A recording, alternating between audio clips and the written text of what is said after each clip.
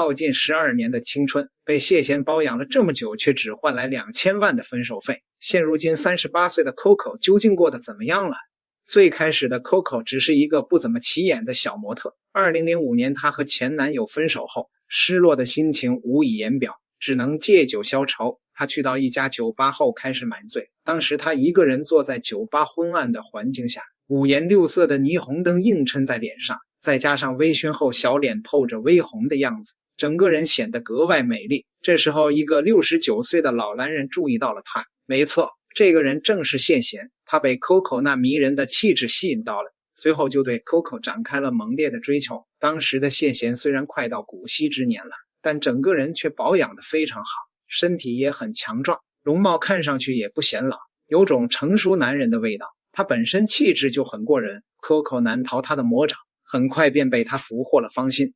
即便他们之间相差了快半个世纪，但谢贤却并不在意，他也不管世人的眼光，公然在媒体面前公开了这段恋情。当时大家也都吃到了这个大大的瓜，真是又大又甜。就算谢贤高调官宣，但 Coco 的父母仍然接受不了，他们很难相信自己的女儿找了个比他们都大的男朋友。不知道女儿是怎么想的，但女儿也这么大了，他们也决定不了太多，只能表示反对。然而 Coco 却早已下定了决心，他早已被谢贤吸引住了，誓死也要跟他在一起。为了他， Coco 居然还放弃了在内地未完成的学业，身边人都很不理解。他一个人只身跑到香港，只是为了能与意中人共度余生。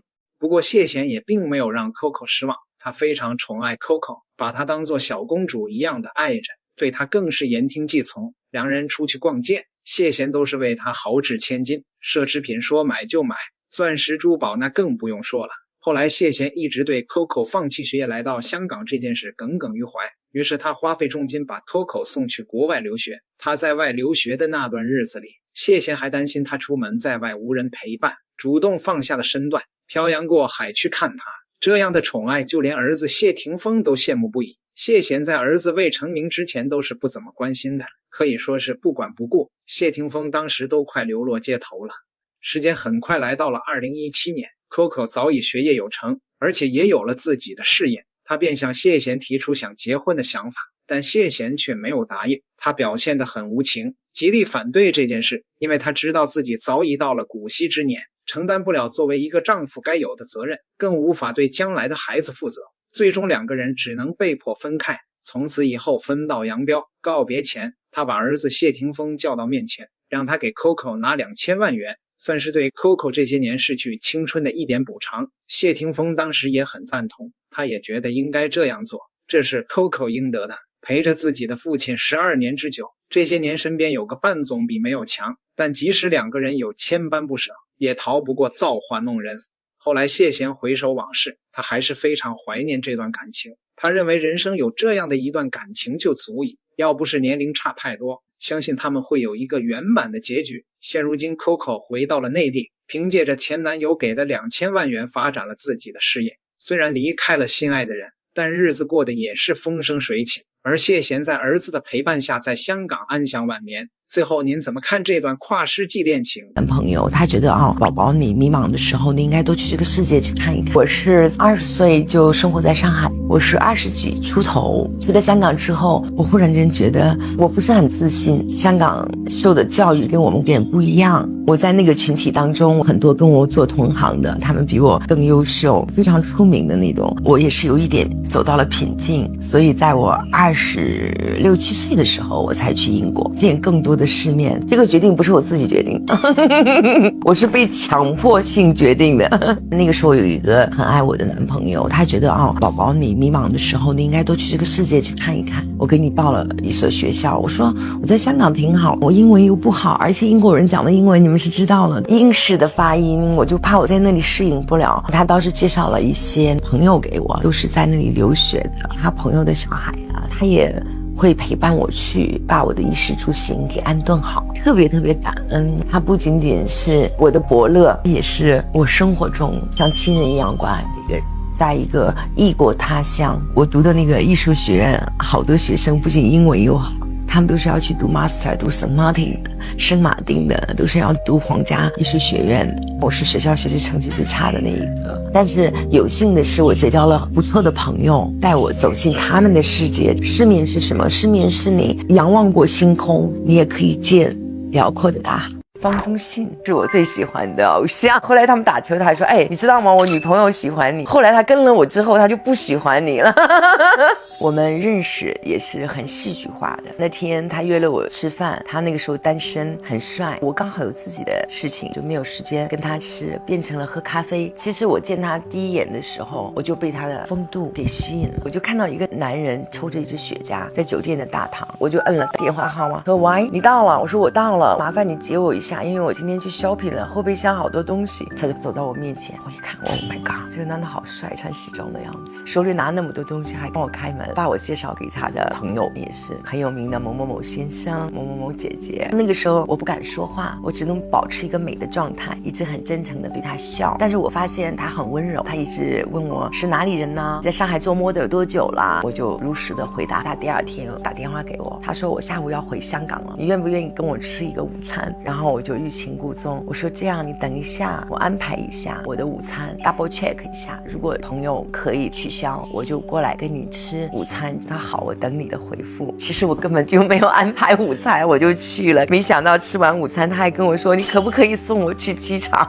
我说好呀，没有问题，但是你占有我太多时间了。到了机场就跟我说你可不可以在那个外面陪我抽支雪茄？2004年的冬天很冷，上海，我只穿一件羊绒大衣，他一只手抽着雪茄，把自己的皮夹克打开，他说我身体很暖的，你把你的手放在我衣服里面，我来帮你暖，你不要冷不怕的。我心在想，这个男的是不是想要我一个拥抱啊？你放进去了吗？手？我轻轻的放在肩膀上，我能感觉到心跳好快，你知道？我说完了，这个男人是100%喜欢我了，一见钟情了。然后他就每天打电话给我，邀请我去香港跟他见面。那刚好我又去香港出差，到了香港，他司机接到我。我回到酒店的时候，我的房间里有一个很大的盒子，里面就是一件很漂亮的礼服 Valentino 的。他写了一个纸条 My dear Coco， 此珠宝须归还，珠宝是我女儿的，裙子是我为你选的。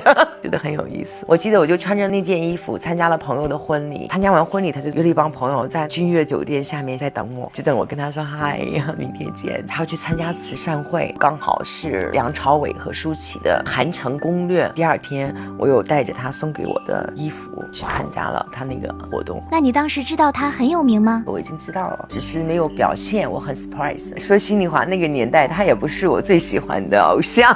我喜欢方中信。后来他们打球，他还说你知道吗？我女朋友喜欢你。后来他跟了我之后，他就不喜欢你了。我是不是比你帅？方中信竟然叫他大哥，说哥，你永远就是全香港最帅啊。四哥一直在你身边，如果有一天你找到一个很优秀的男人，你一定要带回来给我看，我不允许对你不好。即使我不在这个世界，我也从另外一个地方站起来打他的，如果他对你不好。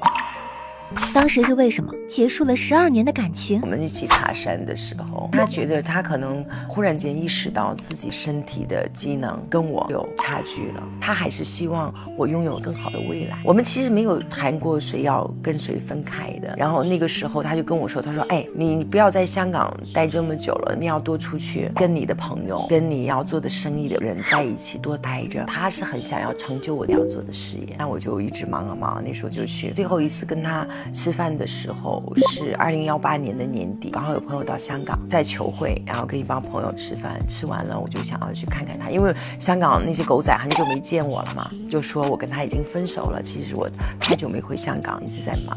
那天我跟朋友聚完会，就发现很多狗仔队在追着我，我无所谓的送完朋友去了他的家，跟他聊聊天。聊了天之后，他给了我一个很大的拥抱，他说这次分开我们不知道什么时候再见了，你明天又要回上海了，然后你有安排了你的行程，几号去欧洲，几号去新加坡。我想跟你说的是，四哥一直在你身边，如果有一天你找到一个很优秀的男人，你一定要带回来给我看，因为我阅人无数，我不允许对你不好的。即使我不在这个世界，我也从另外一个地方站起来打他的，如果他对你不好。我们就拥抱一下就分开了。其实在我内心我已经感受得到了，他是希望我有新的生活。后来我就一直忙自己的事情，靠电话来交流。疫情不是2-3年吗？都没有见他，也就像他曾经跟我说的一样，他说小家伙，人生可能从我们认识到我们在一起已经是很好福10几年，真的是这样。我们都没有愧对过对方。你问我伤不伤心，我也会一个人流泪的。生命中遇到一个那么好的爱人，就我们之间那种爱，他已经是变成亲情，是永恒的。他会问候我呀，你最近怎么样啊？有没有找对象啊？我说还没有找到能带出来给你看的。我做一个 IPO 的投资，投了很多。他把儿子送给他的劳斯莱斯卖掉了。如果4哥没钱，你还会爱上他吗？在那个当下，我本来自己都很会赚钱的，我1个月可以给我自己买迪奥的鞋子，给我买 Gianni Versace 的西装，我完全可以应付我自己。所以对方有没有钱不重要的，但是他确实太有魅力了。等我去了香港，4哥对我的那种爱，那在一起的时候大概不到2年，他就跟我说上海房地产很好，你买1层2层楼我都给你投资的。后来就跟我讲小金鱼很好，我每年买一些放在保险箱给你，你一无所有，你拿这个出来都可以生活的。我从跟他相爱，我在这中间，我在做一个 IPO 的投资，投了很多。他把儿子送给他的劳斯莱斯卖掉了，然后贴给我，才专门给他配了一辆这样的车子。然后女儿又被他配了一个车牌。然后 Coco 投资失利，他又把这台车子的钱去给他弥补他做生意的亏动。所以所谓的分手费，我也无所 care 的。